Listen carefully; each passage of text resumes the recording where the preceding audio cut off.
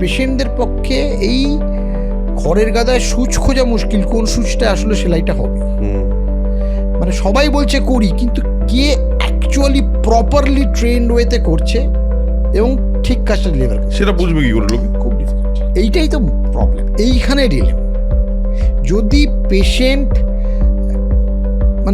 তো ডাক্তারকে গিয়ে জিজ্ঞেস করে না, দেখি তো আপনি থার্ড প্রফেশনালে কত নাম্বার পেয়েছেন। ডাক্তার মানে ডাক্তার, তার ট্রেনিং লেভেল বোঝা খুব মুশকিল।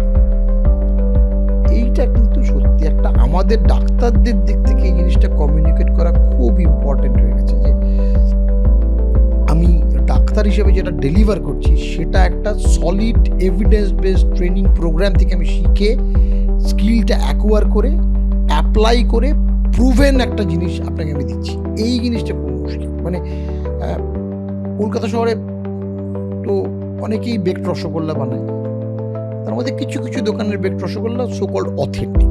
কারেক্ট। অনেকেই ক্ষীর দই বানায়, কোনো কোনো জায়গার ক্ষীর দই বেশি অথেন্টিক। ক্ষীর দই তো অনেকেই বানায়, কিন্তু সেটা একটা এই বোঝাটা মুশকিল হলো। এটা কি করে বুঝবে? সত্যি বোঝা ডিফিকাল্ট।